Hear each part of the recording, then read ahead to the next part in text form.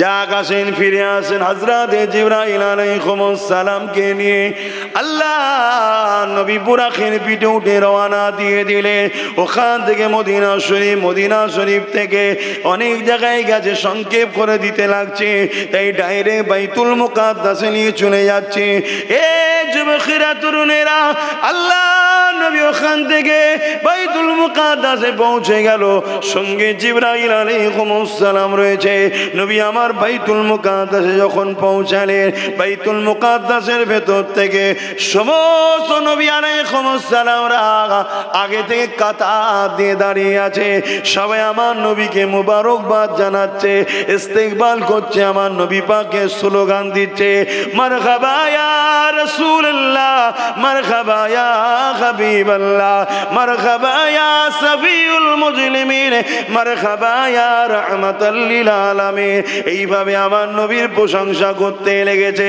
সমস্ত নবী আলাইহিস সালামরা কাতারে দাঁড়িয়ে আছে। হযরতে জিবরাইল আলাইহিস সালাম আযান দিতে লাগলো। আযান দিচ্ছে জিবরাইল আলাইহিস সালাম। এ যুবকেরা তরুণেরা বাপেরা, কিন্তু ইমামতির জায়গাটা ফাঁকা রয়েছে। কে ইমামতি করবে? এখানে আদম সফিউল্লাহ দাঁড়িয়ে আছে, মুসা কালিমুল্লাহ রয়েছে, ইব্রাহিম খলিলুল্লাহ রয়েছে, ঈসা রুহুল্লাহ রয়েছে, এমন কোন ইসমাইল জবিউল্লাহ রয়েছে। তামাম নবী আলাইহিস সালামরা দাঁড়িয়ে আছে, ইমামতির জায়গাটা ফাঁকা রয়েছে। কে ইমাম হবে? কে ইমাম হবে? কে ইমাম হবে? এ যুবকেরা, ইমাম তো শেখ হয়, যে মুসল্লিদের মধ্যে সব থেকে উত্তম শেখ হবে। এ যুবকেরা আযান হয়ে গেল। হযরতে জিবরাইল আলাইহিস সালাম আগিয়ে এসে আমার নবী পাকের হাতটা ধরে ইমামতি জায়গায় নিয়ে গিয়ে দাঁড় করিয়ে দিয়ে বললেন, ইয়া রাসূলুল্লাহ, হাবিবাল্লাহ, আপনি হলেন ইমামুল আম্বিয়া। আরো জোরে বলুন সুবহান আল্লাহ। আস্তে আশা করলে আল্লাহ বলেছে নিরাশ করব না। আশা করলে আল্লাহ বলেছে লা তাখনাতু মির রাহমাতিল্লাহ, বান্দারা তোরা আমার রহমত থেকে নিরাশ হয়ে যাস না। যারা আমার রহমতের উপরে নিরাশ, যারা রহমতের উপরে ভরসা করে, আমি আল্লাহ তাদেরকে নিরাশ করে দিই না। 70,000 নূরের পর্দা সরিয়ে দিয়ে আল্লাহ পাক জান্নাতি দিগকে সালাম দেবেন।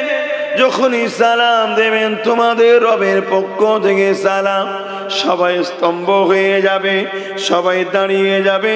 এ আমার বান্দা বান্দিরে, আমি আল্লাহ আমাকে না দেখে সেজদা করেছিলে, আমার খুশির জন্য দুনিয়ার লোভ লালসা গান যাত্রা ফাংশন শোনা জিনা ব্যভিচারী সুদ ঘুষ সব ছেড়েছিলে, আমার খুশির জন্যে কি ঠান্ডা কি গরম তাহাজ্জুদে সহ ফজরে নামাজ আদায় করেছিলে, 5 ওয়াক্ত নামাজ পড়েছিলে, হালাল খেয়েছিলে, আমার নবীর পক্ষে ছিলে।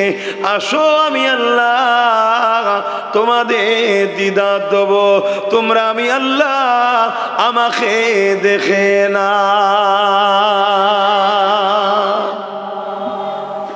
বান্দা মনে পড়ে যাবে, সত্যি তো আল্লাহকে দেখতে হবে। সবাই তাকিয়ে থাকবে, 70,000 পর্দা সরে যাবে, ডাইরেক্ট আল্লাহ দেখা হবে। জোরে বলুন সুবহানাল্লাহ।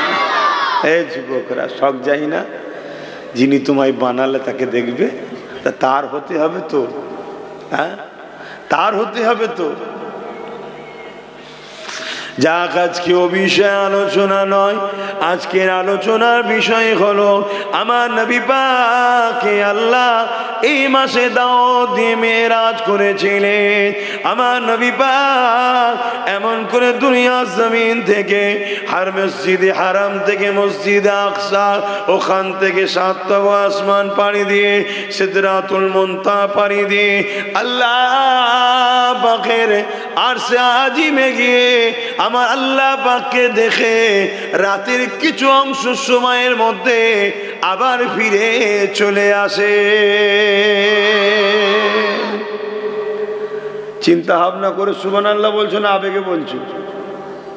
হ্যাঁ, মক্কা শরীফ বাইতুল হারাম থেকে মসজিদে আকসা, ওখান থেকে মদিনা, অনেক নবীদের মাজার, সেখান থেকে প্রথম আসমান, দ্বিতীয় আসমান, তৃতীয় আসমান, চতুর্থ আসমান, পঞ্চম আসমান, ষষ্ঠ আসমান সব পাড়ি দিয়ে এখান থেকে সপ্তম আসমান যতটা, সপ্তম আসমান থেকে সিদরাতুল মুনতাহা এখান থেকে যতটা ততটা,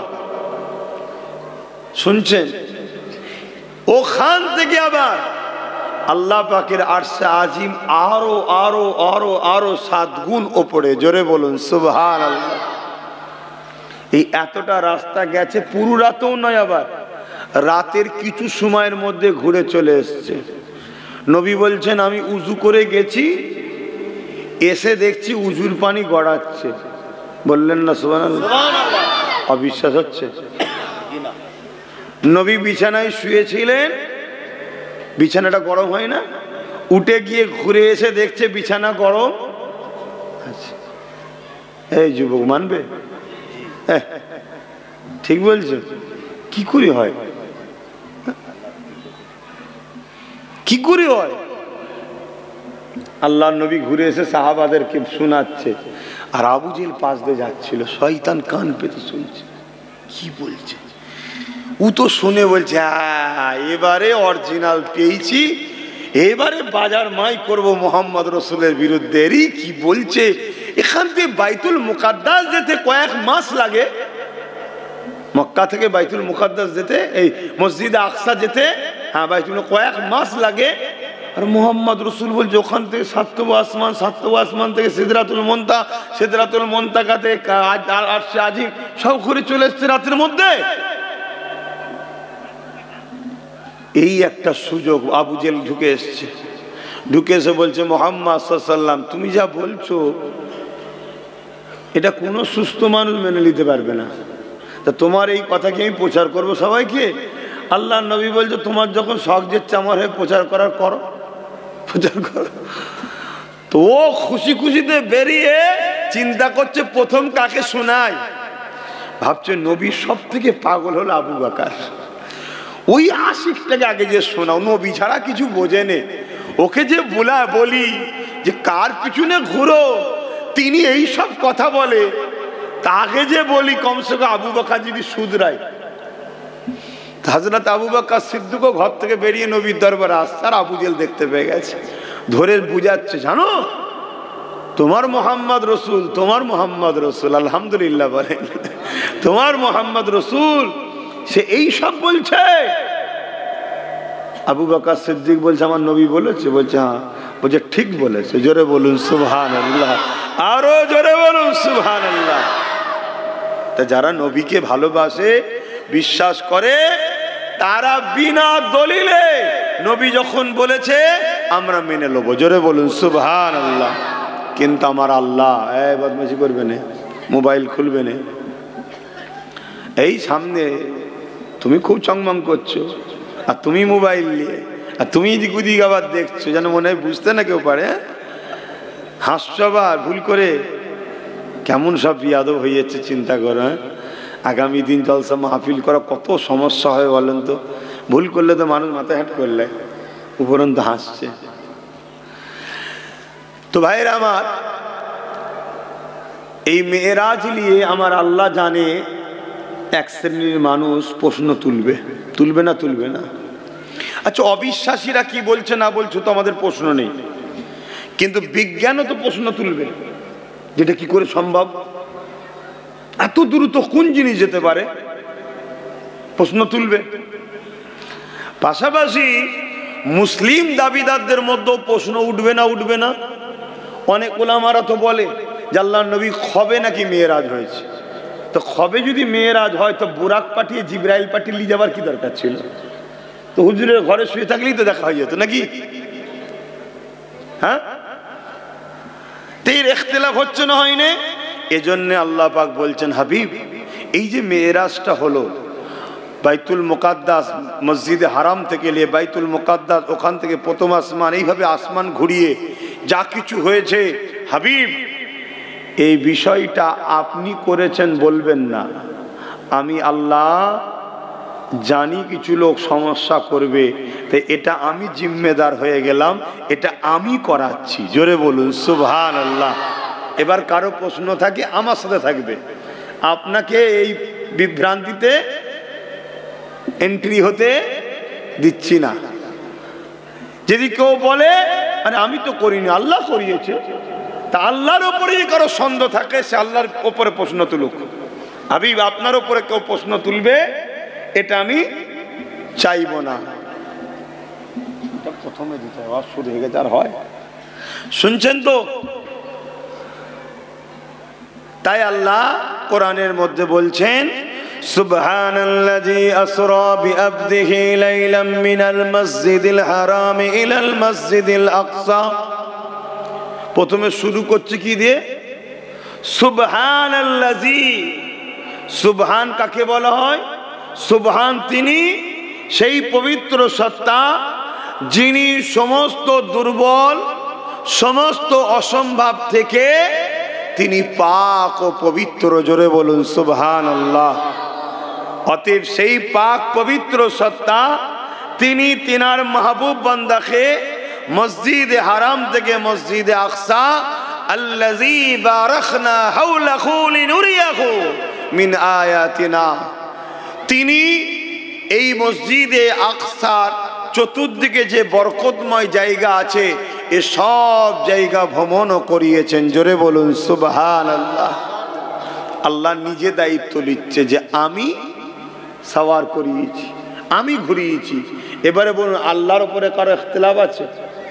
আল্লাহ করাতে পারবে না কারো মনে হচ্ছে নাকি? সামান্য দুটো চোখের দিকে দেখো না, এক মুহূর্তে আসমান, চোখের পলক ফেলার আগে আসমানের নজর চলে যাচ্ছে। কে তৈরি করেছে? আল্লাহ। আমার নবী পাকের মেরাজ কিভাবে হয়েছিল? আল্লাহ নবী ওই দিন উম্মে হানি হুজুরের ঘরে শুয়েছিলেন। কেননা নবী পাক যদি নিজে ঘরে শুতেন তাহলে জিবরাইল আলাইহিস সালামকে বাইরে থেকে ডাকতে হতো, বা নবী পাকের বিনা ইজাজতে ঘুমিয়ে পড়লে ঘরের ভেতরে ঢুকতে হতো। নবী পাকের ঘরে বিনা ইজাজতে ঢুকাটাও নিষেধ, নবী পাককে বাইরে থেকে ডাকাটাও হলো নিষেধ। কারো ক্ষমতা নেই নবীকে ডাকতে পারে, যে দাঁড়িয়ে থাকো, সময় যখন হুজুরের হবে বেরোবে, যা দরকার কথা বলবে। শুনছেন তো নাকি? ইয়ার আব্বাস সিদ্দিকী নয় যে কলিং বেল ভেঙে ফেলবি, যে কথা মাথায় ঢুকছে? আমার নবীকে ডাকাও নিষেধ আর বিনা হুকুমে ঢুকাও হারাম। শুধু নিষেধ না, হারাম। শুনছেন তো? তাই জিবরাইল সাল্লাম তো হুজুর তাহলে যদি ঘুমিয়ে পর রাত্রিরে মেয়েরাজ হচ্ছে তো উম্মে হানি হুজুরের ঘরে ঢুকেছিল, ঘর তার হুজুরের নয়। হযরতে জিবরাইল আলাইহিস সালাম বোরাক নিয়ে চলে আসলো। বোরাক নিয়ে চলে আসার পর হযরতে জিবরাইল আলাইহিস সালাম দেখতে লেগেছে আল্লাহ নবী ঘুমিয়ে রয়েছে।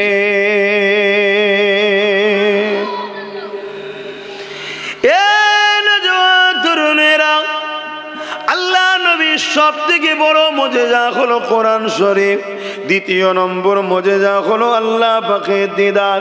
আমার নবী পাক ঘুমিয়ে রয়েছেন, হযরতে জিবরাইল আলাইহিস সালাম আমার নবী পাককে উঠানো দরকার, তাই তো নাকি? ঘুমিয়ে রয়েছে, উঠাতে হবে, কিন্তু জিবরাইল এসে উঠাইনি।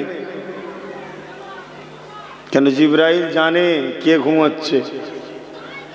ইনি কে? জিবরাইল জানে খুব ভালোভাবে। তাই জমিন থেকে জিজ্ঞেস করছে আল্লাহ আপনার বন্ধুকে উঠাবো কিভাবে? ঘুমাচ্ছে তো। কেন? নবীর ঘুম থেকে তোলারও একটা আদব আছে, ওটা আল্লাহ শিখাবে, আমি জিবরিল সেভাবে করবো না, হয় বিয়াদবি হলে আমি ধ্বংস হয়ে যাব। শুনছেন? জিবরাইল সমস্ত ফারিস্তাদের সর্দারের কথা বলছি। আর আজকে আমাদের হুঁশ আছে নবী সম্বন্ধে কিরম আদব করতে হয় না করতে হয়, যা খুশি করছে আজকে মানুষ নবীকে নিয়ে।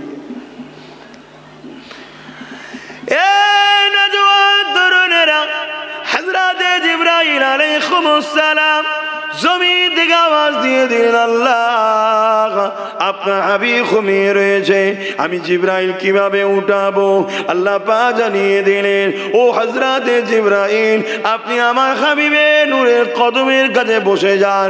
ওই নূরের কদমের কাছে বসে গিয়ে আমার হাবিবের পায়ের তালুতে আপনার ঠোঁট লাগিয়ে চুমা দিতে থাকে। আরো জোরে বলুন সুবহান। কি বলছি শুনছেন তো? হায় হায় হায়, আজ কিছু মোল্লা মুলি সাহেব বলে যে আমার নবীন নাকি শিক্ষক জিবরাইল। কত বড় মূর্খ এরা, চিন্তা করুন। না, আমার জিবরাইল তৈরি হয়েছে আমার নবীর নূর থেকে। জোরে বলুন সুবহানাল্লাহ। জিবরাইল সাল্লাম তৈরি হয়েছে আমার দয়ার নবীর নূর মুবারকের অংশ থেকে। এ নওজোয়ান তরুণেরা, এ আমার নবী পাকের প্রেমিকেরা, দুটো জিনিস, একটা হলো ঈমান আর একটা হলো আমল। আমলে যদি কম হয়ে যায় তথাপিও গুঞ্জাইশ আছে, মাফ আছে। আল্লাহ চাইলে দুনিয়াতে মাফ করে দিতে পারে, না হয় ময়দানে মাশরে রহমতের পানি বর্ষণ করে মাফ করতে পারে। আমল যদি কম হয়ে যায়, যদিও আল্লাহ পাকড়াও করে মাফ না করে, জাহান্নাম খাটিয়ে কিন্তু তোমার ওই পাপ মাফ হয়ে যায়, তোমাকে আবার উঠানো হবে। কিন্তু ঈমানে যদি কোনো সমস্যা হয়ে যায়, ওই জায়গাতে কোনো মাফ নাই, জাহান্নামে ঢুকবে আর কোনোদিন বেরোবে না। ঈমানটা হলো নবী পাকের প্রেম ও আদবের নাম, অর্থাৎ দিল থেকে আল্লাহ নবীকে নবী জেনে জানের থেকে বেশি ভালোবেসে আদবের সঙ্গে মেনে নেওয়া হলো ঈমান।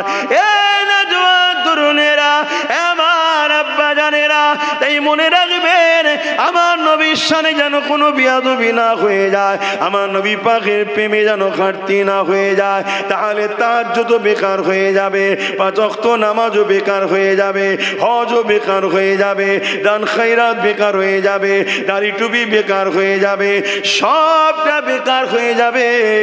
আর যাদের দিলে নবীর প্রেম আছে, অপর দিকে আমল আছে, আমার আল্লাহ কিয়ামতের দিনে এই সকল বান্দা বান্দিগুলোকে বেহিসাব জান্নাতি করে দেবে। আরো জোরে বলুন সুবহান। এ নওজোয়ান তরুণেরা, আমার নবী পাকের প্রেমিকেরা, হযরতে জিবরাইল আমার নবী পাকের পায়ের তালুতে যখনই ঠোঁট লাগিয়ে চুমা দিতে লাগলো, আমার নবী পাকের ঘুম ভেঙে গেল। আল্লাহ নবী উঠে পড়লেন, জিবরাইল আলাইহিস সালাম দিলে, আল্লাহ নবী জবাবটা দিয়ে দিলে। হযরতে জিবরাইলকে আমার নবী জিজ্ঞাসা করতে লাগলো, এ জিবরাইল কি খবর নিয়ে এসেছো, কি খবর আছে বলো। হযরতে জিবরাইল খুশি খুশি হয়ে বলতে লাগলে, ইয়া রাসূলুল্লাহ, হাবিবাল্লাহ, মুবারকবাদ আপনাকে, স্বাগতম আপনাকে, ওয়েলকাম আপনাকে। ইয়া রাসূলুল্লাহ, হে ইয়া হাবিবাল্লাহ, আল্লাহ আপনাকে দাওয়াত দিয়েছে, বোরাক রেডি আছে, 70,000 ফেরেশতাও রেডি আছে, আপনাকে ইস্তেকবাল দিয়ে নিয়ে যাওয়া হবে। আল্লাহ পাক আপনাকে দিদার দিয়ে দেবে।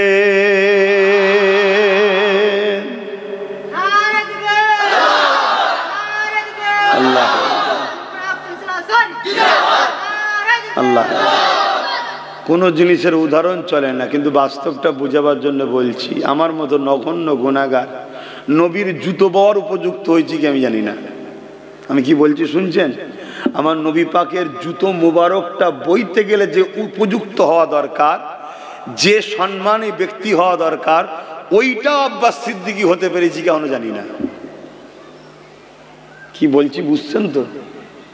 আমি আপনাদের কথা বলছি না, আমার কথা বলছি। আপনারা তো অনেক ভিআইপি মানুষ, আল্লাহ করে, আমি আমার কথা বলছি। হাই হাই হাই, আমার নবীর জুতো বইতে গেলেও না যে সম্মানীয় ব্যক্তি হওয়া দরকার সেটা হতে পেরেছি কি আমি, তাও আমি জানি না। কেন নবীর জুতো ধুলো লিবার জন্য আল্লাহর আরশ অপেক্ষায় ছিল। জোরে বলুন সুবহানাল্লাহ। সেই নবীর জুতা মোবারক বাবার উপযুক্ত আব্বাস সিদ্দিকী হয়েছে কি আমার সন্দেহ আছে, আমি মনে হতে পারিনি। কথা মাথায় ঢুকছে? তাহলে সেই নবীর সাথে তো কোনো জিনিসের তুলনা চলে না। কিন্তু তারপরেও বুঝাতে চাইছি, আমি নবীর একজন নগণ্য গোলাম হিসাবে, আপনাদের প্রিয় ভাই বাবাজি হিসাবে আমি যদি একটা গাড়ি পাঠাই এই গ্রামে কাউকে, যে ভাইজান তোমাকে স্মরণ করেছে, ডেকেছে, গাড়ি পাঠিয়েছে, তোমার কাজ কাম যাই থাকুক, তুমি খুশি আনন্দে সেজে গুজে তাড়াতাড়ি উঠবে না উঠবে না? বুঝাবার জন্য বলছি। আরে আমার আল্লাহ দাওয়াত দিয়েছে, আমার নবী পাক কত খুশি বলেন তো, তখন ভেবে দেখুন কত খুশি। নবী আমার তাড়াতাড়ি রেডি হয়ে গেছে। কথা বুঝে আসছে? আমি আবার বলছি, তুলনা চলে না, উদাহরণ দেওয়া যায় না, কিন্তু তোমরা আম মানুষ, সাদামাটা মানুষ, এটা বুঝাবার জন্য বললাম। আমার নবী পাক এত খুশি, আমার আল্লাহ আমাকে দাওয়াত দিয়েছে। হায় হায়, সব থেকে পৃথিবীর বুকে সব থেকে দামি জিনিস আমার সৃষ্টিকর্তা, ঠিক না ঠিক, তিনাকে দেখতে যাচ্ছি। কত খুশি নবী আমার। সেজে গুজে বুরাকের কাছে এসে দাঁড়িয়েছে, বুরাকে উঠবে, বুরাক নিয়ে যাবে, বুরাক মাথা লাড়া দিচ্ছে, নবীকে তুলতে চাইছে না পিঠে, নবীকে পিঠে তুলতে চাইছে না। জিবরাইল সাল্লাম বলছে, এই বুরাক, তুমি জানো তোমার পিঠে কে উঠছে? বুরাক বলতে লেগেছে, আর রাসূলুল্লাহ হাবিবাল্লাহ ক্ষমা করবেন, এ জিবরাইল, আমি জানি কে আমার পিঠে উঠতে লেগেছে, আমি জানি, কেন আল্লাহ আমাদেরকে জানিয়েছিল, এ বুরাকেরা, তোমাদের মধ্যে থেকে একজনের পিঠে উঠে আমার হাবিব আমার দিদারে আসবে, আমার দাওতে আসবে। আমি বুরাক সেই সৌভাগ্যবান হয়েছে, আল্লাহ আমার কপালে রেখেছে, তাহলে কেন তুলতে চাইছো না? ওই সময় বুরাক বলতে লেগেছে, এই সুযোগটাকে একটা আমি কাজ করে নিতে চাইছি, এই সুযোগে হুজুরের থেকে একটা জিনিস আমি আদায় করে নিতে চাইছি। এ বুরাক, কি নিতে চাইছো? এই সময় বুরাক বলতে লাগলো, ইয়া রাসূলুল্লাহ হাবিবাল্লাহ, হুজুর বিয়াদবি মাফ করবেন, আমি আপনাকে ভালোবাসি। যেদিন থেকে আল্লাহ বলেছিল বুরাকেরা তোদের কারো পিঠে আমার বন্ধু আসবে, সেদিন থেকে আমরা সবাই জান্নাতের মধ্যে একভাবে কেঁদে যাচ্ছি, আল্লাহর কাছে ফরিয়াদ করে যাচ্ছে, আল্লাহ আমার পিঠে যেন ওঠে, আমার পিঠে যেন ওঠে, আমার পিঠে যেন ওঠে। আজ আল্লাহ আমার কপালে মিলিয়েছে, এই সুযোগটাকে কেন আমি হাতছাড়া করব? ইয়া রাসূলুল্লাহ হাবিবাল্লাহ, কাল জান্নাতে যখন আপনারা চলে যাবে, জান্নাতীরা জান্নাতে গিয়ে বুরাক চেপে ঘুরে বেড়াবে, কেন বিশাল জান্নাত ঘুরতে গেলে ওই বুরাকের উপরে সওয়ার করে ঘুরতে হবে। ওই বুরাকটা গাধার থেকে সামান্য ছোট, খচ্চরের থেকে একটু বড়, দুটো ডানা লাগানো আছে, বিদ্যুৎ থেকে বোরাক এসেছে, বোরাক থেকে বিদ্যুৎ এসেছে। এ যুবকেরা, তরুণেরা, ওই বোরাকের রশ্মি যত দূর যায়, চোখের নজর যত দূর যায়, এক কদমে তত দূর যায়। আল্লাহু আকবার, আল্লাহ কত মহান দেখেন, আল্লাহ কত বড় দেখেন, আল্লাহ কত মহান দেখেন, আল্লাহ কত বড় দেখেন। আল্লাহর ক্ষমতা তো শেষ নাই, আল্লাহ হুসাইয়ুন কাদির, তিনি একমাত্র সর্বশক্তিমান। ওই সময় বুরাক বলতে লেগেছে, ইয়া রাসূলুল্লাহ হাবিবাল্লাহ, কাল যদি জান্নাতে আপনি অন্য কারো পিঠে চেপে বেড়ান, আমি বুরাক এই কষ্ট সহ্য করতে পারবো না, আমি আপনাকে পেয়ার করি।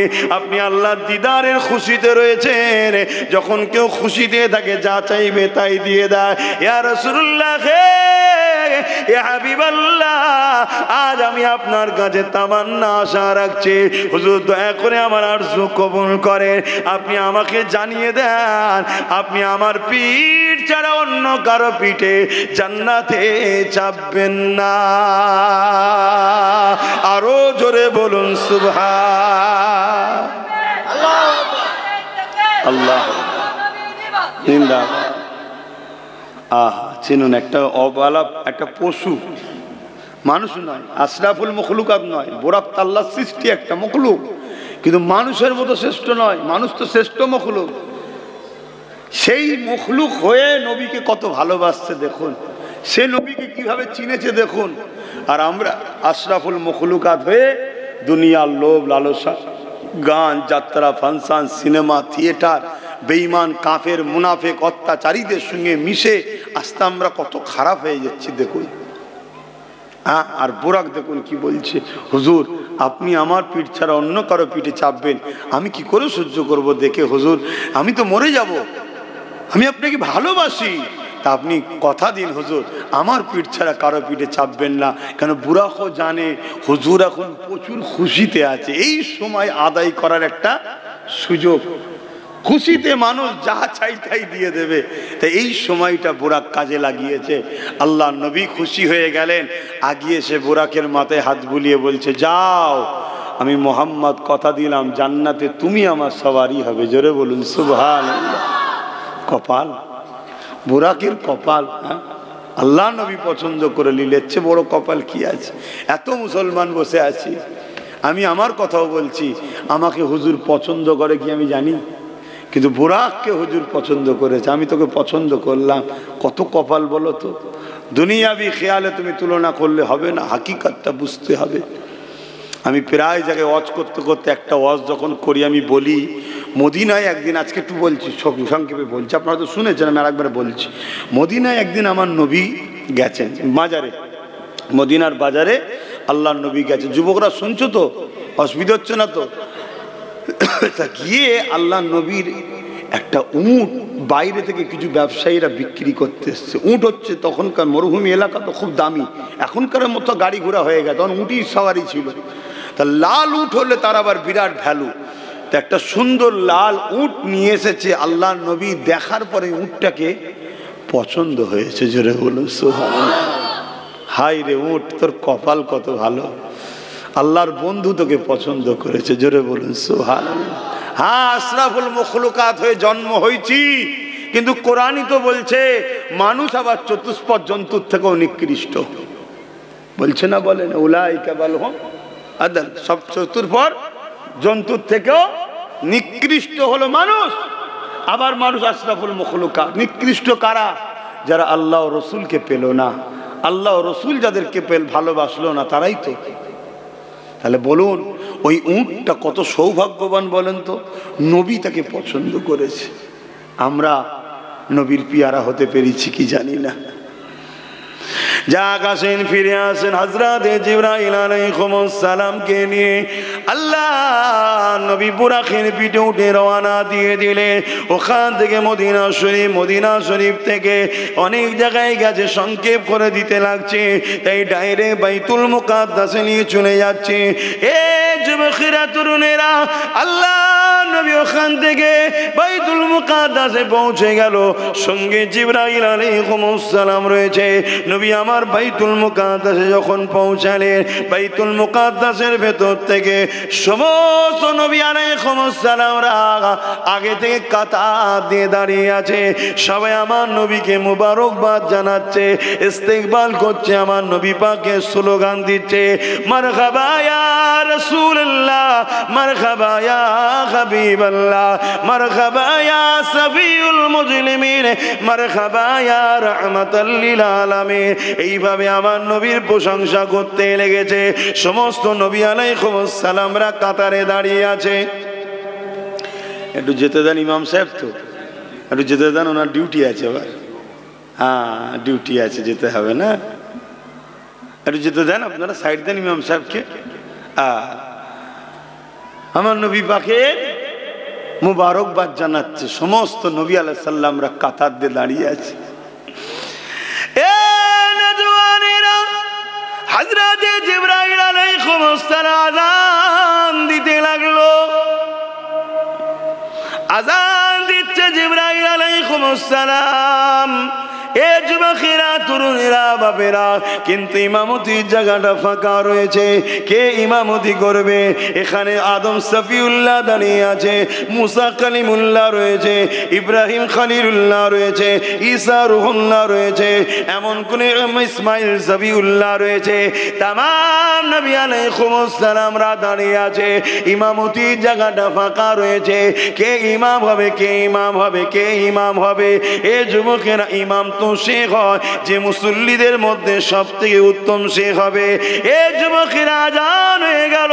হযরত জিবরাইল আলাইহিস আলাইহিস সালাম আগিয়ে এসে আমার নবী পাকের হাতটা ধরে ইমামতি জায়গায় নিয়ে গিয়ে দাঁড় করিয়ে দিয়ে বললেন, ইয়া রাসূলুল্লাহ হাবিবাল্লাহ, আপনি হলেন ইমামুল আম্বিয়া। আরো জোরে বলুন সুবহান আল্লাহ। আস্তে, তোমরা আমার শোনো না নাকি? আমি তো প্রায় জায়গায় ঘোষণা দিচ্ছি, ধর্মসভায় যখন জলসা হবে আমার স্লোগান দেবে না। আমি এমন কিছু ভিআইপি নয় যে আমার স্লোগান এই নবীর মাহফিলে দিতে হবে। কথা মাথায় শুনছো? আল্লাহ দেবে, নবীর দেবে, দিন ইসলামের দেবে, কথা বুঝে আসছে। আর দাদা হুজুরের একটা দিও, কেন দাদা হুজুরের ওসিলায় বাংলার মানুষ মুসলমান হয়েছে, এটা অস্বীকার করলে হবে না। এবং তিনি ভিআইপি, তিনি মুজাদ্দেদ, কথা শুনছো? আমার দিতে হবে। কেন? আমার ভয় হয় এই 30 সেকেন্ড হলো আমার জন্য নবিয়ানা মেম্বারের সময় চলে যাচ্ছে, এটা ক্ষতি হয়ে যেতে পারে আমার, কথা বুঝে আসছে। আর দ্বিতীয় নম্বর কথা, এখন তো আবার সব কম্পিটিশান চলছে, পীর সাহেব হবা, বক্তা সাহেব হবে, মলি সাহেব হবে, কথা বুঝে আসছে না? কম্পিটিশান চলছে। আমাকে একটু হুজুর হুজুর বললে বেশ ভালো লাগে না। বাবা ভাই আমার ভালোবাসো, যতক্ষণ না ঢুকছি মেম্বারে, রাস্তায় শিরাই শিরা রক্ত, শিরাই শিরাই পানি, যা খুশি বলতে মনে ওখানে করি বাবা।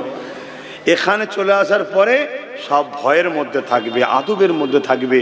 বোঝাতে চাইছি কেন, এটা জাতা ব্যাপার নয়। এটা এই জায়গায় যারা বসবে 1 ঘন্টা দিন শিক্ষার জন্য 40 বছরের নফল ইবাদতের নেকি আল্লাহ দেবে। জোরে বলুন সুবহানাল্লাহ। এই জায়গার সম্মান জানো কত? কিন্তু আজকে এত হচ্ছে, এর গুরুত্ব শেষ। ই পাড়ায় একটা, ও পাড়ায় একটা, ই পাড়ায় 3টে, ও পাড়ায় 4টে, এক একটা পাড়ায় হয়তো বছরে 4টে 5টা হচ্ছে, এই জন্য গুরুত্ব শেষ হয়ে গেছে। না, এখানে আল্লাহ রসুলের মাহফিল, এটা এর একটা সিকিউরিটি, এর একটা নিরাপত্তা, এর একটা সম্মান, এর একটা আদর্শ, এর একটা আদব। পৃথিবীর শ্রেষ্ঠ প্রোগ্রামের থেকে আদব হওয়া দরকার, যেখানে আল্লাহ রসুলের কথা হয়। এটা মনে রাখবে। হ্যাঁ ভাইরা, নওজোয়ান তরুণেরা, প্রেমিকেরা, হযরতে জিবরাইল আলাইহিস সালাম নবী পাককে জানিয়ে দিলেন, আপনি ইমামুল আম্বিয়া। আমার নবী পাকের পিছনে ইক্তেদা করে শামাম নবী আলাইহিস সালামরা নামাজ আদায় করে নিল। এ যুবকেরা, তরুণেরা, বাপেরা, এখান থেকে আল্লাহ প্রমাণ করে দিল, এ নবী আলাইহিস সালামের এবং বিশ্বের মানুষেরা, আমার মুহাম্মদ রাসূলুল্লাহর মতো দ্বিতীয় কেউ না। আহা, আমি আমার বন্ধুকে এত সুন্দর বানিয়েছি, এত সম্মানী, এত দামি বানিয়েছি, কোন নবীরাও আমার নবীর মতো নয়। তাহলে কোন মোল্লা, মলি সাহেব, নামাজি, মুসল্লি যদি বলে নবী আমাদের মতো মানুষ ছিলেন, তাহলে সে মনে হয় ঈমান আছে। সে তাহাজ্জুদ যদি পড়ে জাহান্নামে ঢুকবে। আর অপর দিকে একটা ইয়ং ছেলে হালকা বয়সে গুনাহ করেছে, কিন্তু নবীকে আমার মতো মনে করে না, নবীকে সব থেকে উপরে রেখেছে। সে গুনাহ করার জন্য জাহান্নামে ঢুকবে। আবার আল্লাহ চাইলে মাফ করে দিতে পারে। ওই জায়গায় আমার জোর করারও কিছু নেই। আল্লাহ ভাব করেছে, জানো মাফ করছে না, আমার কিছু বলার নেই। হ্যাঁ, আমার বান্দা, আমি যা খুশি করবো, তুই কে? কথা শেষ, ক্লোজ। কিন্তু সিস্টেমটা বলছি, আল্লাহ ওকে ধরবে, জাহান্নামে দেবে, আবার নাও দিতে পারে। কিন্তু ঈমান থাকার জন্য জাহান্নাম থেকে বেরিয়ে আবার জান্নাতে যাবে, হুজুর থাকার জন্য। জোরে বলুন সুবহানাল্লাহ।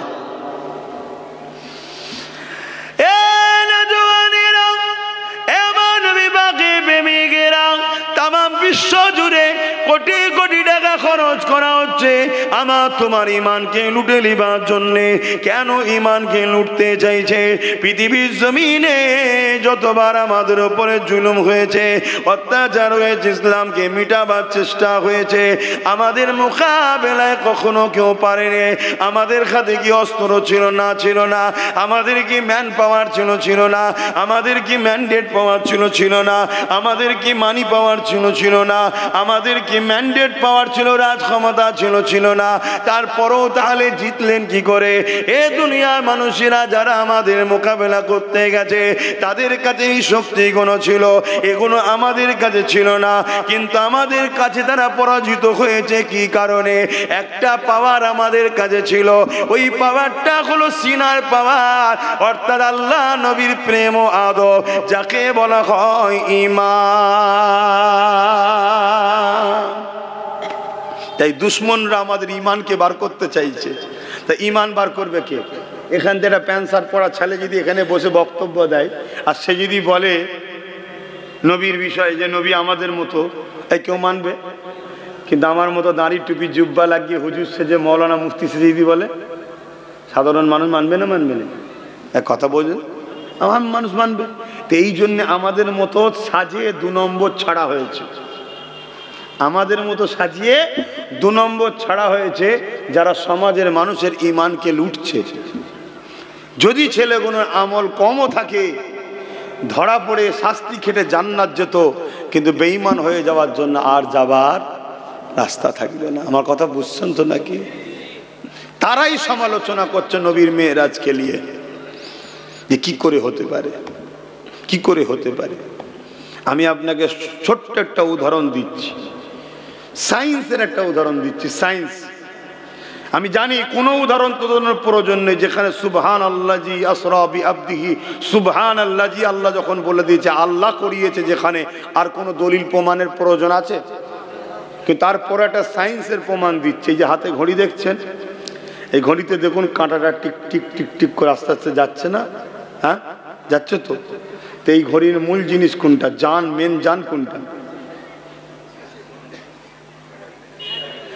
মেশিন নয়, মেশিনটাও চালাচ্ছে কে? আর মেন জানটা হলো ব্যাটারি। যদি ব্যাটারিটা খুলে নি সব থাকবে, কিন্তু চলবে ওই জায়গায় দাঁড়িয়ে রয়ে যাবে।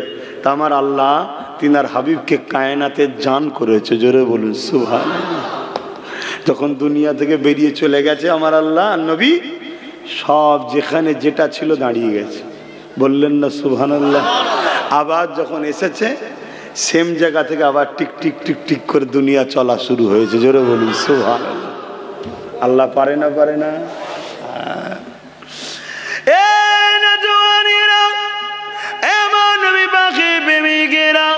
আল্লাহ নবী, নূর নবী, নবী ওই মসজিদ আকসা থেকে একটার পর একটা আসমানে যেতে লাগলো। নবী আলাইহিস সালামদের সঙ্গে দেখা হতে লাগলো, সালাম কালাম হতে লাগলো। সময় দিয়ে খেয়াল করে আগিয়ে যেতে লেগেছে। সিদরাতুল মুনতাহাতে যখন নবী আমার পৌঁছে গেলে, ওই সময় হযরত জিবরাইল আলাইহিস সালাম ওই সিদরাতুল মুনতাহায় গিয়ে দাঁড়িয়ে গেলে। আল্লাহ নবী বলতে লাগলেন, জিবরিল রে, মসজিদে আকসা পর্যন্ত, বাইতুল মুকাদ্দাস পর্যন্ত, মসজিদে হারাম থেকে প্রথম আসমান থেকে শুরু করে সব জায়গায় তুমি আমার সাথে ছিলে, আজকে সিদরাতুল মুনতাহাতে কেন দাঁড়িয়ে যাচ্ছ? চলো আগে যাই, আগে যাই, চলো।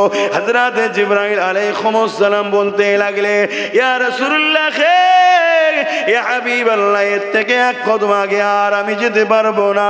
কেন পারবে না? ইয়া রাসূলুল্লাহ, আগে একটা নূর আছে, ওই নূরের তাজাল্লিতে আমি জিবরাইল পুরে ছারখার হয়ে যাব। ফেরেশতারাও যে নূরের তৈরি, কিন্তু আমার নবী নূর আর ফেরেশতারা নূর, 2 নূর এক নয়। শুনছেন তো নাকি? আমার নবী নূরের অংশ থেকে ভেঙে টুকরো করে ফেরেশতাদের তৈরি করা হয়েছে। শুনছেন তো? তাহলে আমার নবী হলেন অনেক হাই ভোল্টেজ। বুঝাবার জন্য বলছি ভাই, এসব ভাষা তো হুজুরের সামনে বলা যায় না, নাউজুবিল্লাহ, আল্লাহ মাফ করেন। কিন্তু আপনারা আম মানুষ কি ভাষা বুঝাবো আপনাদের পারে? অনেক পাওয়ারফুল ব্যাপার।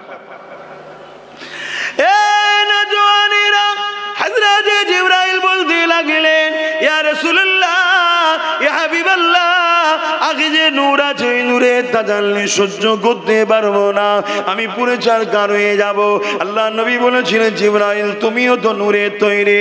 ওই সময় জিবরাইল বলতে লাগলেন, ইয়া রাসূলুল্লাহ, হাবিবাল্লাহ, আগে যে নূর রয়েছে ওই নূরের তাজাল্লি সহ্য করার মতো আল্লাহ পাক একটাই নূর বানিয়েছে, ওই নূর হলো মুহাম্মাদুর রাসূল। ইয়া রাসূলুল্লাহ, হাবিবাল্লাহ, এর থেকে আগে আর আমি যেতে পারবো না। আমার নবী পাক রওনা দিলে, আমার নবী পাক রওনা দিলে, এ যুবকেরা কি ব্যাপার? আমার নবী পাক একা একা যেতে লাগলেন। রাস্তা দেখিয়ে তো জিবরাইল নিয়ে আসছে। যদি কেউ বলে তাহলে সিদরাতুল মুনতাহার পরের রাস্তা কে দেখাবে? কেন সিদরাতুল মুনতাহাতে জিবরাইল দাঁড়িয়ে গেল। আমার নবী পাক একা যেতে লাগলেন। ওখান থেকে রফরফে চাপতে লাগলেন। বুরাক ওই পর্যন্ত দাঁড়িয়ে গেলেন। বুরাকে যাবার আর ইজাজত নাই। রফরফে চেপে নবী আমার ওখান থেকে যেতে লাগলেন। আবার আসতে লেগেছে, হাবিব আরো পরে। আবার নবী যায়, হাবিব আরো পরে। আবার আওয়াজ আসতে লেগেছে, হাবিব আরো পরে, আরো পরে, আরো পরে, আরো পরে। আমার নবী পাক এমন একটা জায়গায় যে পৌঁছালো যেখানে কোনো কাল নাই, ওয়াক্ত নাই, টাইম নাই, মাকান নাই। কাবা কৌসাই আওয়াজ নালা মাকানে পৌঁছে যায়।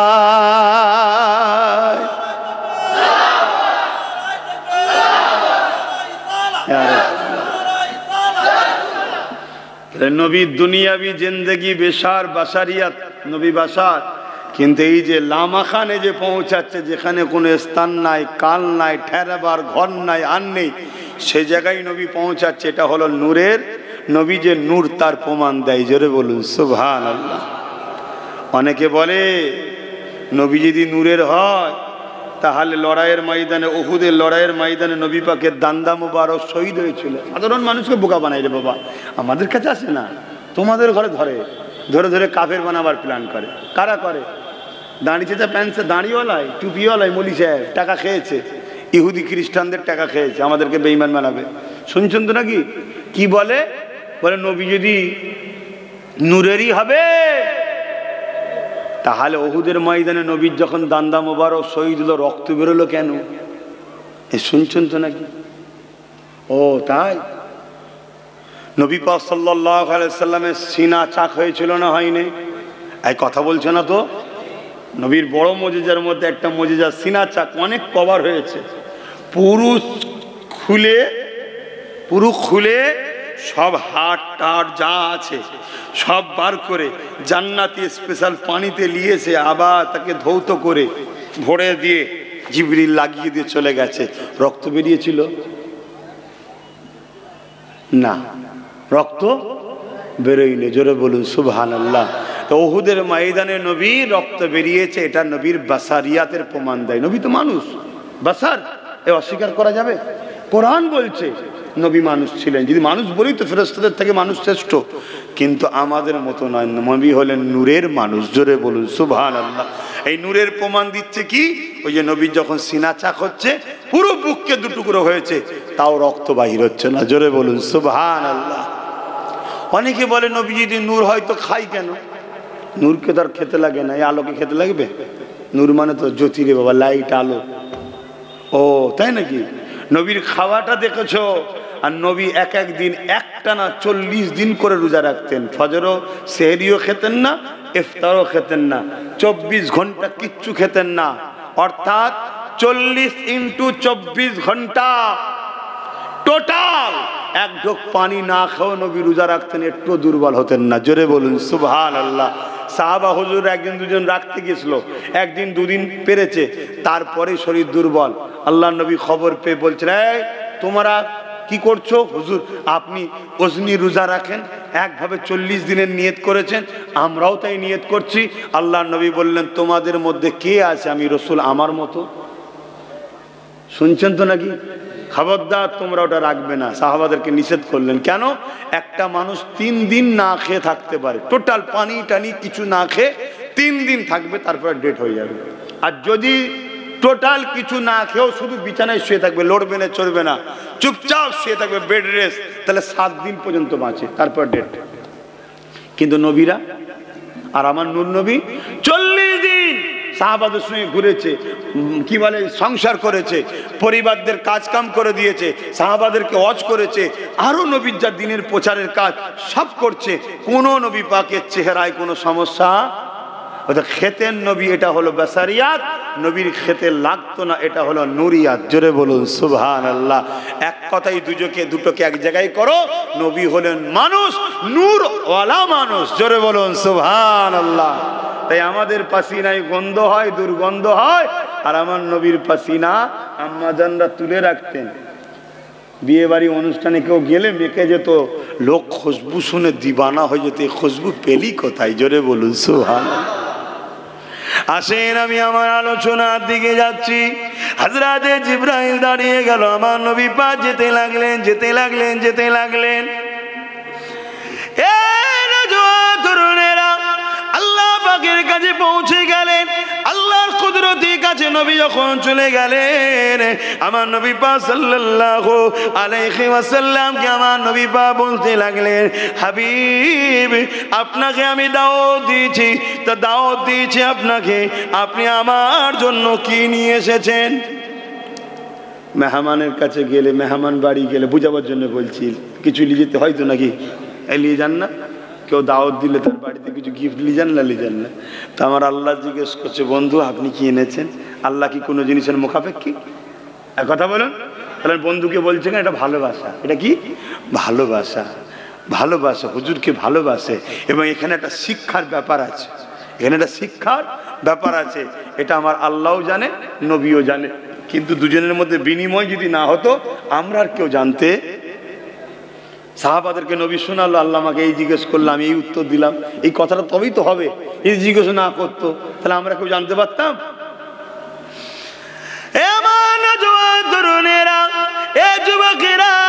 আল্লাহ বলতে লাগলেন, হাবিব কি নিয়ে এসেছো?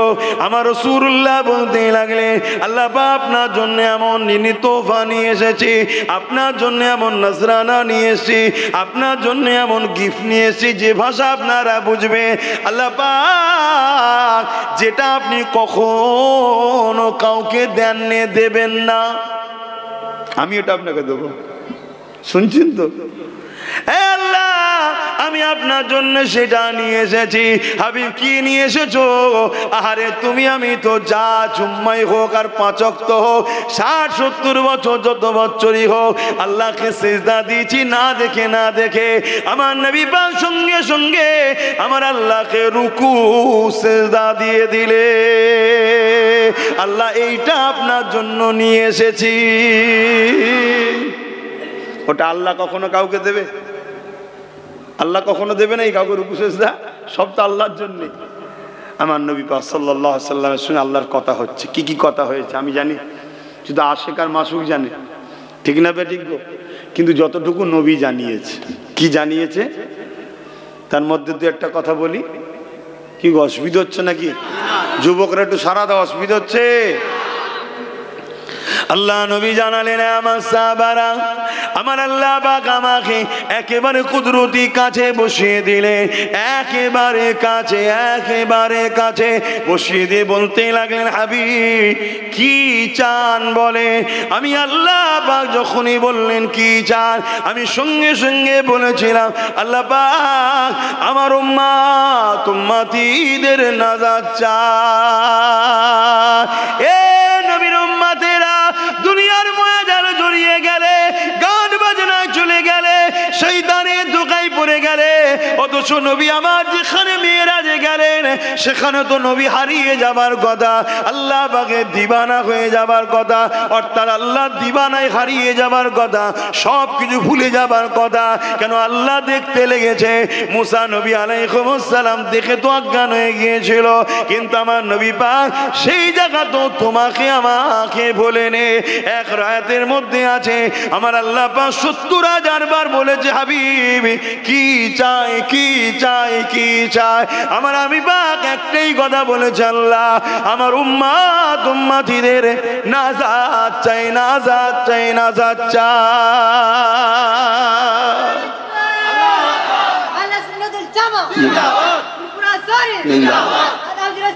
জিন্দাবাদ। আল্লাহ উম্মত হিসাবে কি একটু দায়িত্ব নেই? সেই নবীর দিনকে আজকে চারিদিক থেকে গুলি করছে, একটু কি দায়িত্ব নেই? কখন আমেরিকা গাল দিচ্ছে, কখন ফ্রান্স গাল দিচ্ছে, কখন জাপান গাল দিচ্ছে, পৃথিবী জুড়ে গাল দিচ্ছে আজকে আমার দেশের হুকুমত ইসলামের পিছনে লেগে গেছে। জানেন না জানেন না ওয়াকফ বিলের নামে মসজিদ মাদ্রাসাগুলোকে শেষ করতে চাইছে, জানেন না জানেন না। এটা কি আমার যুবক আমাদের কি দোষ নাই? আমাদের গাফলতির জন্যই তো হচ্ছে নাকি? এগুলো ভাবো। আল্লাহ পাক ছাড় দিয়েছে, ছেড়ে দেয়নি। নারাজ হয়ে গেলে এমন বিমার দেবে, ঘরেও খাবার থাকবে না, বেরোলে পুলিশ দিয়ে পিটাবে, যেমন কিছুদিন হয়েছিল দেখলে না। আচ্ছা, আল্লাহকে ভয় করো, নবীকে ভালোবাসো, একটু খেয়াল রাখো। হালকা বয়সে একটু ভুলভাল হয়ে যায় জানি, কখনো বন্ধুর সাথে এদিক ওদিক একটু ঘুরতে যাওয়া জানি, কিন্তু খেয়াল রাখতে হবে। এই যে নবীর মাহফিল হচ্ছে, ওখানে মেলা হচ্ছে, এটা কি বলো ইসলামের পক্ষে না বিরুদ্ধে? তাহলে জলসা দিয়ে কি লাভ? বলো জলসা দিয়ে কি লাভ? যদি জলসার নামে যদি শরিয়ত বিরোধী কাজ হয়, তাহলে জলসা বন্ধ করে দেওয়া দরকার। এই আমার কথা বুঝছেন না, বোঝেন না? আপনারা কমিটি ভাববেন তো হুজুর তোমাকে আর নিয়ে আসবো না, অন্য হুজুর নিয়ে আসবো। আরে এতে আমার কোনো অসুবিধা নাই, আমি তোমায় বুঝাচ্ছি, বোঝো। আমার নবীর আলোচনার মাহফিল হবে, অন্য জায়গায় ছেলে মেয়ে ঘুরবে, আমার তো ভয় হয় ইমান চলে যেতে পারে। এটা বেয়াদবি। শুনছেন না শোনেন না? এইটুকু তো জ্ঞান থাকা দরকার যে হালকা বয়সে অন্যদিন ঘুরেছি, অন্যদিন হই হাই করেছি, ইটা ওটা করেছি, চলো হালকা বয়সে ভুল ভ্রান্তি হয়ে গেছে, আজকেও হই হাই। এই এত গাফলতি, এই উম্মত গুলো কেমন? এদের জন্যই তো আজকে আমার ইসলামকে গালি খেতে হচ্ছে, এদের জন্যই তো আমার ইসলামের ওপর আজকে চোখ তুলে কথা বলার সাহস পাচ্ছে। ভাবো ভাই, আমার নবী অনেক কষ্ট করে দিন ইসলাম কায়েম করেছে। তাহলে আমার নবী 70,000 বার আল্লাহ বলেছে, বন্ধু কি চাই কি চাই কি চাই? আমার নবী একটাই কথা, আল্লাহ আমার উম্মতদের নাজাত চাই। জোরে বলুন সুবহানাল্লাহ। আল্লাহ বা বললেন, হাবিব তাহলে নিয়ে যান নামাজ, নাজাত যদি উম্মত চাই নিয়ে যান নামাজ। এই নামাজকে ওদেরকে আদায় করতে বলেন, আমাকে রুকু সিজদা দিতে বলেন। যান হাবিব, ওদের যখন নাজাত চান নামাজ নিয়ে যান। আসসালাতু মিফতাহুল জান্নাত, জান্নাতের চাবি হলো নামাজ। এ যুবকেরা, ইচ্ছা করে নামাজ কাজা করো না, ইচ্ছা করে করো না। জান্নাতে দরজা খুলতে গেলে নামাজ দরকার আছে না নাই? আল্লাহ নবী নামাজ নিয়ে 50 ওয়াক্তের নামাজ নবী আমার নিয়ে চলে আসতে লেগেছে। 6 নম্বর আসমানেতে, 4 নম্বর আসমানেতে হযরতে মূসা আলাইহিস সালামের সঙ্গে দেখা হয়ে যায়। হযরতে মূসা নবী আমার নবী পাককে সালাম দিয়ে জানতে চান, হুজুর উম্মতের জন্য কিছু নিয়ে যাচ্ছেন নাকি? হযরতে মূসা আলাইহিস সালামকে আমার নবী পাক বলতে লাগেন, ও হযরতে মূসা আলাইহিস সালাম, আমার উম্মতের জন্য আল্লাহ নামাজ দিয়েছে, ওয়াক্ত দিয়েছে, 50 ওয়াক্তের নামাজ দিয়েছে। হযরতে মূসা আলাইহিস সালাম বলতে লাগলে, এই 50 ওয়াক্ত নামাজ আপনার উম্মত পড়তে পারবে না, হুজুর আপনি যে কমিয়ে নিয়ে আসে। আমার নবী পাক ফিরে চলে গেলে কি আল্লাহ পাকের সঙ্গে আবার দিদার হলো। আবার বলতে লাগলেন, আল্লাহ পাক এই নামাজ আমার উম্মত আদায় করতে পারবে না। আল্লাহ পাক 5 ওয়াক্ত কমিয়ে দিলে।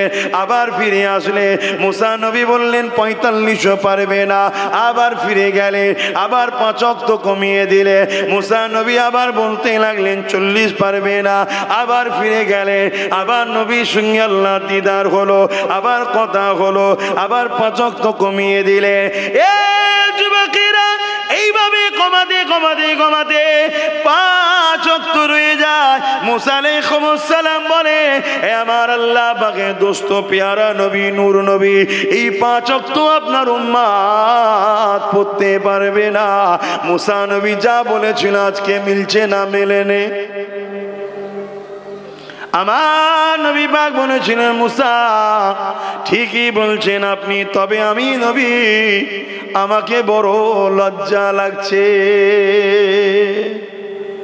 কি করে যায়? কোথায় 50, কোথায় 45 মাইনাস 5 ওয়াক্ত। এ হযরত নবী মূসা, আমি আর যাব না, লজ্জা বড় লাগছে কিভাবে যে বলি। তবে মুসা শোনো, যারা আমাকে সত্যি ভালোবাসবে তারা এই 5 ওয়াক্ত ইচ্ছা করে কখনো কাজা করবে না। নাচারে যদিও হয়ে যায় কাজা আদায় করে নিয়ে 5 ওয়াক্ত তারা আদায় অবশ্যই করবে।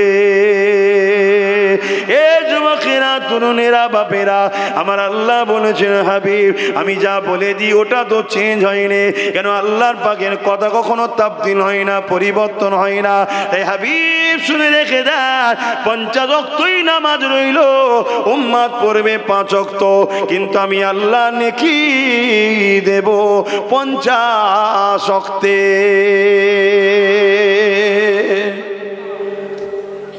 যুবক, এই 5 ওয়াক্ত নামাজটাও পড়তে পারছো না ভাই আমার। হালকা বয়সে শীতের বেলা ঘুম ভাঙেনে বলছো জোহর বেলা পড়ো, আসরে পড়ো, মাগরিবে পড়ো, ঈশায় পড়ে ফজরের কাঁচা নামাজটা পড়ে নাও, কি জোহরেই ফজরের কাঁচা নামাজ পড়ে নাও, কি যখন ঘুম ভাঙবে তখনই ফজরটা পড়ো, উজু করে নিয়ে দাঁড়িয়ে যাও। দোয়া দরুদ জানো না? সুবহানাল্লাহ সুবহানাল্লাহ সুবহানাল্লাহ পড়ো, ইমামদের থেকে বসে বসে শিখে নাও। 1 বছর 2 বছর যা লাগে সময় শিখে নাও। কেন এরকম করছো আমার ভাইয়েরা? তোমার জন্য আমার নবী কাঁদছে আজ রওজায়, তুমি সেই নবীর উম্মতে একবারও ভাববে না? হ্যাঁ, যারা সেজদা দেয় না তারা অহংকারী বলে গণ্যিত হবে, যারা আল্লাহর কাছে মাথা নত করতে চায় না। আর যারা আল্লাহর কাছে মাথা নত করে ওই মাথাকে আল্লাহ কোনো শক্তির কাছে নত করাবে না। জোরে বলুন সুবহানাল্লাহ। তবে লোক দেখানো নয়, আল্লাহর জন্যে। কেন? এখন লোক দেখানো নামাজি বেরিয়েছে, নবী নেই দিলে নামাজ কায়েম করে বেড়াচ্ছে। ও নামাজ নয়, নবীকে দিলে রেখে নামাজ পড়তে হবে। আল্লাহ করে তোমাদের দিলে নবী আছে, বলুন আলহামদুলিল্লাহ। একটু সেজদা দাও আমার যুবকরা, একটু সেজদা দাও। যদিও স্কুলে থাকো, জোহর বেলা কাজা হয়ে গেছে, পড়ার জায়গা নেই, আসর বেলা ফিরতে পারোনি, ঠিক আছে, মাগরিব ঈশা পড়ো, বাকি 3 ওয়াক্ত কাজা পড়ো। কথা বুঝে আসছে না? না, তোমার নামাজের সঙ্গে এমন প্রেম শুরু হয়ে যাবে না, তুমি ঠিক পড়ে নেবে। কথা শুনছেন তো নাকি? ভুল করবেন না আমার ভাইরা, ভুল করবেন না। হয়ে যায়, মানুষ মাত্র কাজা হয়ে যায়, কিন্তু ইচ্ছা করে করছেন কেন ভাই আমার, বোন আমার, মা আমার, আব্বা আমার, ইচ্ছা করে কেন কাজা করছেন? হ্যাঁ, কিন্তু এখানে একটা প্রশ্ন রয়ে যায়। মুসা নবী বুঝলো উম্মত 50 ওয়াক্ত পারবে না, আমার নবী পাক কি বুঝতে পারেনি উম্মত পারবে না? কি গো, আমার নবী কি জানে না? তাহলে মুসা নবী কেন বললেন আপনি যান আসবেন, যান আসবেন? এ যুবকেরা, কিতাবের মধ্যে পাওয়া যায় মুসা নবী আল্লাহর কাছে আরজু করেছিলেন, আল্লাহ আপনাকে দেখতে চেয়েছিলাম, দেখা তো হলো না। আপনার হাবিব যখন আপনাকে দেখতে যাবে, আল্লাহ আপনি হাবিবের নামাজটাকে 50 থেকে একবারে 45 কমিয়ে দেবেন না। হাবিবকে আমার কাছে পাঠাবেন, আমি আপনার হাবিবের চোখে আপনার দেখার নিয়ামত ভোগ করে নেব। আবার পাঠাবো, আবার আপনি দেখবেন, আবার ফিরে আসবে। আমি মুসা আপনার হাবিবকে দেখে নেব, আপনার হাবিবের চোখে আপনার দেখার মজাটা পেয়ে যাব। এ যুবকেরা, তরুণেরা, নবীর চোখকে আয়না হিসাবে মুসা নবী দেখতে লেগেছে, আল্লাহ দেখার মজাটা নিতে লেগেছে। এ নওজওয়ান তরুণেরা, আমার নবী পাকে প্রেমিকেরা, আমার নবী পাক সাল্লাল্লাহু আলাইহি ওয়াসাল্লাম তিনি আমার আল্লাহ পাককে দেখে দুনিয়া জমিনে আসলেন। এই কথাটা নবী আমার শোনাতে লাগলেন। আবু জেহেল সিদ্দিক আকবরকে বলতে লাগলো, সিদ্দিক আকবর বলতে লাগলো, আমার নবী পাক যখন বলেছে অবশ্যই সত্য বলেছে। সিদ্দিক আকবর আমার নবীর দরবারে আসলেন, আল্লাহ নবীকে বলতে লাগলেন, ইয়া রাসূলুল্লাহ, হাবিবাল্লাহ, এই রকম কি কথা আপনি শুনিয়েছেন? আল্লাহ নবী বললেন, কেন? না, আবু জেহেল আমাকে গিয়ে শোনালো। তা শুনে তুমি কি বললে? ইয়া রাসূলুল্লাহ, হাবিবাল্লাহ, আমি আবু জেহেলকে বলেছি আল্লাহ নবী যদি বলে থাকে সত্য বলেছে। আল্লাহ নবী বললেন, আবু বকর, আজ থেকে তুমি শুধু আবু বকর নয়, আবু বকর সিদ্দিক। সেদিন থেকে উনি সিদ্দিকী উপাধি পেলেন। সিদ্দিকী ওনার লাকাব একটা। কি বলে ওকে, পদ থাকে না, পদবী। সিদ্দিকী হলো এই লকাব। কেন? তুমি আমাকে এত বিশ্বাস করো, এই কথাকে তুমি না জেনে না আমাকে জিজ্ঞেস করে এক কথাতে আবু জেহেলের মুখ থেকে শুনে বললে যে নবী বলে মেনে নেবে? দাও, আজ থেকে আমি নবী জানালাম, তুমি হলো সত্যবাদী। জোরে বলুন সুবহানাল্লাহ। সেই আবু বকর সিদ্দিকীর বংশে জন্ম লিবার জন্য খুন হিসাবে মানুষ আমাদেরকেও বলে সিদ্দিকী, আব্বাস সিদ্দিকী। আমরা আবু বকর সিদ্দিকীর খুনের আওলাদ আর নবীর বংশের আওলাদ। মনে থাকবে, নবীর বংশের আওলাদ আর সিদ্দিক আকবরের খুনের আওলাদ। আমার নবী পাক সাল্লাল্লাহু আলাইহি ওয়াসাল্লামের 3টে পুত্র সন্তান ছিল। কটা? আল্লাহর হাওয়ালায় ছোটবেলায় 3টে চলে গেছে। আমার নবী পাক সাল্লাল্লাহু আলাইহি ওয়াসাল্লামের স্পেশাল পৃথিবীর বুকে একজনেরই দয়ান নবীর বংশধারাটা খাতুনে জান্নাত ফাতেমা জাহরার হুজুরের দিক দিয়ে যাচ্ছে। কথা বুঝে আসছে? আল্লাহ নবী বলেছেন ফাতেমা হলো আমার শরীরের টুকরো অংশ। জোরে বলুন সুবহানাল্লাহ। এ থেকে এটাও আমি বলতে বাধ্য হচ্ছি, ফাতেমা হুজুরও হলো নূর। জোরে বলুন সুবহানাল্লাহ। কেন? নবীর অংশ ফাতেমা হুজুর। নবী বলছেন ফাতেমা আমার শরীরের অংশ। কথা মাথায় ঢুকছে?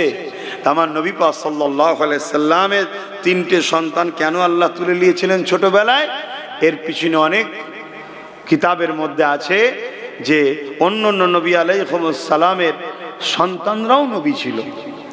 আজকে দাদা হুজুরের 5 আওলাদ, তারা বড় বড় ওলি। তিনার আওলাদরা বড় বড় সব আলেম ওলি, ঠিক না বেটি? তারা আওলাদরাও আল্লাহ করে সব আলেম, ঠিক না? এতে সুনাম বাড়ে না কমে? কিন্তু বাপ আলেম ছিল, ছেলে আলেম হতে পারেনি, একটু তুলনামূলক সুনামটা কম না? তো অন্য নবীর ছেলে ইব্রাহিম নবী আলাইহিস সালামের 2 ছেলে 2টো নবী, আর আমার নবীর ছেলে হবে নবী হবে না, এটা আল্লাহ পাক পছন্দ করছেন না। কেন? আমার নবীর অন্য নবীর থেকে যেন মনে হবে একটু শানটা ছোট হচ্ছে, ঠিক না? আর অপর দিকে আবার যদি ছেলে রাখে তাহলে নবী বানাতে হবে। আর আল্লাহ বলেছে নবী হলো শেষ নবী, আর আমার নবীর পরে তো কোনো নবী আসবে না। তাই হাবিব সন্তান দিচ্ছি, আবার তুলে নেবো। জোরে বলুন সুবহানাল্লাহ। কথা বুঝে আসছে? আমার নবীর আওলাদরা সব জান্নাতে ঘুরছে। জোরে বলুন সুবহানাল্লাহ। তো যাই হোক ভাইয়েরা, বাপেরা, আল্লাহ আমাদের সকলকে মেরাজের ওয়াকিয়ার ওপরে, আমার নবীর আল্লাহ দিদারের ওপরে আমাদের বিশ্বাস, আকীদা, ভরসা আল্লাহ রাখার তৌফিক দেন। বলুন আল্লাহুম্মা আমিন। আরও জোরে বলুন আল্লাহুম্মা আমিন। আমার নবীর যাওয়াতে রাস্তায় অনেক ঘটনা ঘটেছে, অনেক ধরনের আযাব দেখেছে, জান্নাত দেখেছে, জাহান্নাম দেখেছে, সব কিছু ঘুরে এসেছে। ওমর ফারুককে আল্লাহ নবী সব বসে বসে ওয়াজ করছে, ওমর ফারুক বসে আছে, এই ওমর লাব্বাইকা ইয়া রাসূলুল্লাহ, আরে তোমার জান্নাতটাও দেখে এসেছি। জোরে বলুন সুবহানাল্লাহ। ভাবছেন আমি কি বলছি? ওমর, তোমাকে আল্লাহ যেটা দেবে ওটা আমি দেখে এসেছি, তোমার জান্নাতের উপর লেখা আছে। ওমর বিন খাত্তাব রাদিয়াল্লাহু তাআলা, তোমার ঘরে জান্নাতের উপরে লেখা রয়েছে আমি নবী, তুমি যদি কিছু বলো তাই তোমার জান্নাতের মধ্যে ঢুকিয়ে দিই। কথা বুঝে আসছে? এটা আনন্দ। কথা বুঝে আসছে? হযরত ওমর বলছে, হুজুর কুরবান যাক আপনার কদমে। ওমর যে জান্নাত পেয়েছে এই কদমের ওসিলাই পেয়েছে। জোরে বলুন সুবহানাল্লাহ। হুজুর আপনি যদি যেতেন আমার জান্নাতের মধ্যে ঢুকতেন, আমি তো ধন্য হয়ে যেতাম, ঠিক না? কেন? আমরা সবাই জান্নাতের দিবানা, আর জান্নাত আমার নবীর দিবানা। জোরে বলুন সুবহানাল্লাহ। এই জান্নাত আমরা তো সবাই, তুমি আমাদের জান্নাত, তোমার কি কোনো জান্নাত আছে? জান্নাত বলছে কেন? আমার জান্নাত হলো আমিন আল্লাহ। জোরে বলুন সুবহানাল্লাহ। এক এক করে সাহাবা হুজুরদেরকে নবী বলছেন, বলতে বলতে হযরতে বেলালকে বলছে, বেলাল তুমি কি আমল করো? তুমি কি আমল করো? কেন হুজুর? কিছু ভুল হয়েছে, বেয়াদবি মাফ করবেন। বেলাল, আমি যখন জান্নাতে ঘুরছিলাম তোমার পায়ের আওয়াজ পাচ্ছিলাম। জোরে বলুন সুবহানাল্লাহ। আরো জোরে বলুন সুবহানাল্লাহ। ভেবে দেখুন তো, কোথায় একটা হাফসিদ দেশের বিক্রি হওয়া গোলাম, এ কিনেছে, ওকে বিক্রি করেছে, ও কিনেছে, ও, তখন তো মানুষ কিনা বেচা হতো, আমার নবী তো সে বন্ধ করেছে। হে যুবক, এই নবীকে ধরে না রাখো, এই যে এনআরসি সিএ বলছে না, এসব গোলাম কিনা বেচা করার প্ল্যান তৈরি হচ্ছে। সব লিজে ক্যাম্পে রাখবে, বড় বড় কোম্পানি এসে সকালবেলা গাড়ি দাঁড় করাবে, 50টা লাগবে, সরকারের পক্ষ থেকে লোক থাকবে, যাও পেটের ভাত দেবো, থাকতে দেবো, বাঁচতে দেবো, চলে যাও লেবারের কাজ করো, পাথর ভাঙো, হে ভাঙো, হ্যান করো ত্যান করো। এভাবে লেবার বানাতে চাইছে। কথা মাথায় ঢুকছে?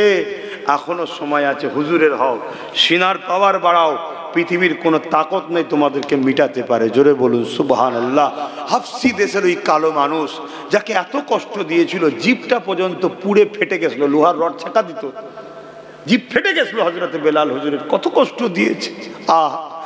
আমরা তো আরামে আরামেই জীবন শেষ করে ফেললাম। কি যে হবে আমাদের কবরে আল্লাহ আল্লাহ ভালো জানে। আমার নূর নবীর খাতিরে আমাদেরকে আল্লাহ যেন মাফ করে দেয়। বলুন আল্লাহুম্মা, আরো জোরে বলুন আল্লাহুম্মা আমিন। কি কষ্ট তিনারা করেছে, কি কষ্ট করেছে। আমরা কি মুখলে জান্নাতে যাব, কি মুখলে আল্লাহকে বলবো যে আল্লাহ তুমি আমায় জান্নাত দাও? কি করেছি আল্লাহর জন্য? কি করতে পারলাম? কি কষ্ট তাদের উপরে হয়েছে। আল্লাহ নবী বলল, বেলাল তুমি কি করো? তোমাকে জান্নাতে পায়ের আওয়াজ শুনতে পেলাম। ভেবে দেখেন তো, যাকে লোক পায়ের তলায় রাখতো, বাজারে বিক্রি করতো, চেবেতের আঘাত মারতো, আল্লাহ নবীর হাতে হাত দিল, কোথা থেকে কোথায় চলে গেল। মক্কার কাবার ইমাম আজান মুয়াজ্জিন হয়ে গেল, আবার নবী দেখছে বেলাল জান্নাতে পায়ের আওয়াজ হচ্ছে। জোরে বলুন সুবহানাল্লাহ। প্রকৃত যদি হিরো হতে চাও, মোহাম্মদ রসুলের গোলাম হও। এই যে বাজারে যত হিরো আছে নাচনেওয়ালা, এসব 2 নম্বর। এরা হিরো না, এরা 2 নম্বর। এদের একটু বয়স হয়ে গেলে সব লোক ভুলে যাবে। আর আমার নবীর গোলামের যত বয়স বাড়বে দাম বাড়বে। এই লোক আমাকে ভাইজান বলে ডাকে, আর আমার বাপ চাচা দেখার লোক পীর সাহেব, হুজুর। আমার সামনে তবু একটু হাসি খুশি করে ফেলে, আর আমার বাপ চাচাদের সামনে এই ভুল বলছেন নাকি? কেন? পীর, বয়স বেড়েছে, নবীর গুলাম। নবীর গুলামের বয়স বাড়লে দাম বাড়ে, খেলোয়াড়ের বয়স বাড়লে করে বলুন কমে, নায়ক নায়িকার দাম বয়স বাড়লে কমে, হিরোদের বয়স বাড়লে, নেতাদের বয়স বাড়লে, সব জায়গায় কমে, একটা জায়গায় বয়স বাড়লে দাম বাড়ে। আমিনার লালের গোলাম যারা হয়, জোরে বলুন সুবহানাল্লাহ। 850 বছর আগে হিন্দুস্তানের জমিনে সুলতানে হিন্দ, আতায়ে রসুল, গোলামে নবী মঈনুদ্দিন আজমিরি চলে গেছে। 850 বছর হয়ে গেছে। আজও রাজা মহারাজা, পীর মুর্শিদ, হযরত আলেম মুফতি সবাই গিয়ে দেখুন গরিবে নওয়াজের দরবারে হাজিরি দিচ্ছে। কেন? গোলামের বয়স হয়েছে 850 বছর, দামও বেড়েছে। জোরে বলুন সুবহানাল্লাহ, আরো জোরে বলুন সুবহানাল্লাহ। এক জালিম গরিবে নওয়াজের মাজারের নামে কেস করেছে, আর ওই জালিমের গুরু কেন্দ্র সরকার নরেন্দ্র দামোদর মোদী গরিবে নওয়াজের কাছে চাদর পাঠাচ্ছে 2025 জানুয়ারি তোহফা। শুনছেন না শোনেননি? কি বুঝলেন? হিন্দুস্তানের বাদশাহ তিনি। জোরে বলুন সুবহানাল্লাহ। তো যাক, সময়ের দিকে খেয়াল করে আর বাড়াচ্ছি না। সালাম পড়তে হবে, দোয়া করতে হবে। সকলে একটু দাঁড়ান। ইয়া নবী সালাম।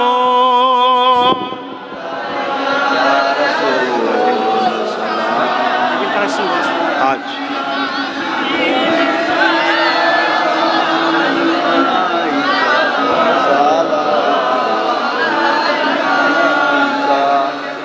আমার যুবকেরা, জলসায় যেতে পারো না আলাদা কথা, কাজে ব্যস্ত, ঘুমিয়ে আছো। শুনছো যুবকরা? আমি কি বলছি শুনছো তো? হালকা বয়সে কখনো ফুর্তি আনন্দ করতে চলে গেছো, পিকনিক করতে গেছো, বন্ধুদের পাল্লায় হই হই করে ফেলেছো, পাপ হবে। তওবা করবে, আল্লাহ মাফ করবে। কিন্তু মাহফিলকে কেন্দ্র করে মেলা করে সেখানে হই হই করলে আমার ভয় হয় ঈমান চলে যাবে। কেন? এটা বিয়াদবি করা হচ্ছে। কি গো, বিয়াদবি না? কথা বলেন। আচ্ছা, আপনি বাপ তো, আপনি ধরুন কথা বলছেন, আপনার ছেলে আপনার কথা না শুনে অন্যদিকে হই হই করছে, আপনি কি বলবেন? বিয়াদব ছেলে। বলবেন না? বলবেন না? তাহলে আমার নবীর আলোচনা হবে আর আপনি মেলা দিয়ে হই হই করবেন, বিয়াদবি হবে না? আর নবীর সঙ্গে বিয়াদবি করলে ইমানের সমস্যা, ইমান যেতে পারে না? পারে না। আসতে পারোনি, ঘুমিয়ে আছো, কাজে ব্যস্ত, আমার তো মনে হয় তবুও ছাড় পেয়ে যাবে, তবুও ছাড় পেয়ে যাবে।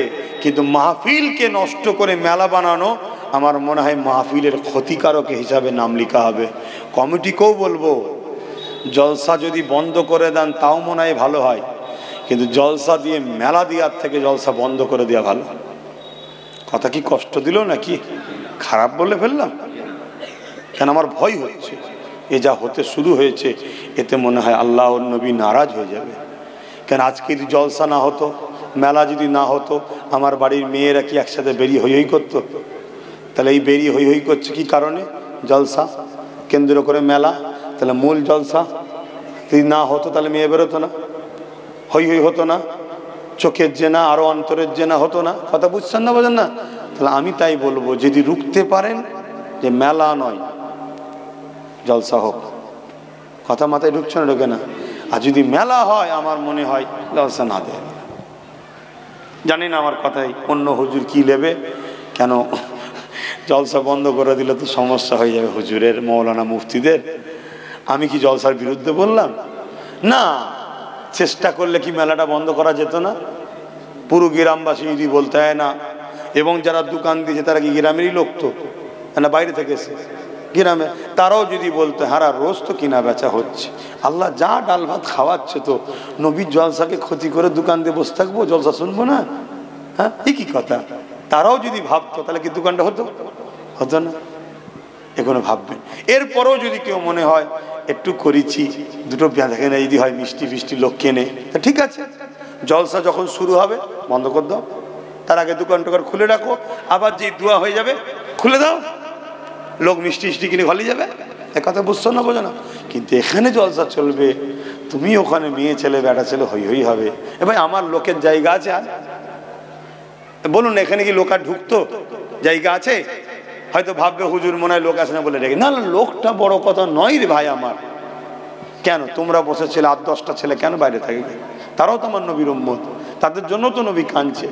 এগুলো একটু মেনটেন করবেন। বিশেষ করে আমার আব্বাগুলো সন্তানদের বুঝাবেন, ভালোবেসে বুঝান যে বাবা এটা করিস নি। অন্যদিন ভুল করছিস আলাদা কথা, নবীর মাহফিলকে কেন্দ্র করে ভুল করিস না, হতে পারে এটা ইমানের ক্ষতি হবে। যাক, আসেন। ইয়া নবী সালাম, ইয়া রাসূল, ইয়া হাবিব সালাম,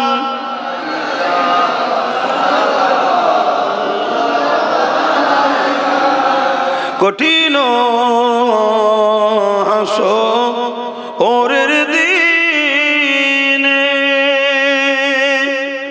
কি আছে মোদের কপালে, গুনাহগার উম্মাত আপনার লইবেন সঙ্গে এ মাহশরে। ইয়া নবী সালাম,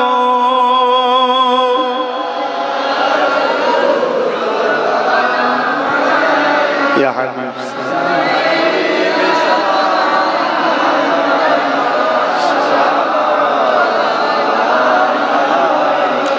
ইয়া নবী মাদি, ইয়া নবী নাম ও পিয়ারা, ইয়া রাসূল নাম ও পিয়ারা, अर्श पर हक ने पुकारा, सजबे गो बरहक हमारा। या नबी सलाम सलाम, या हबीब सलाम।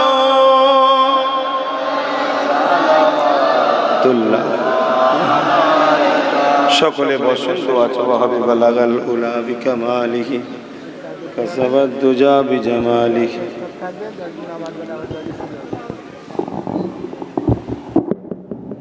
বাপ জানা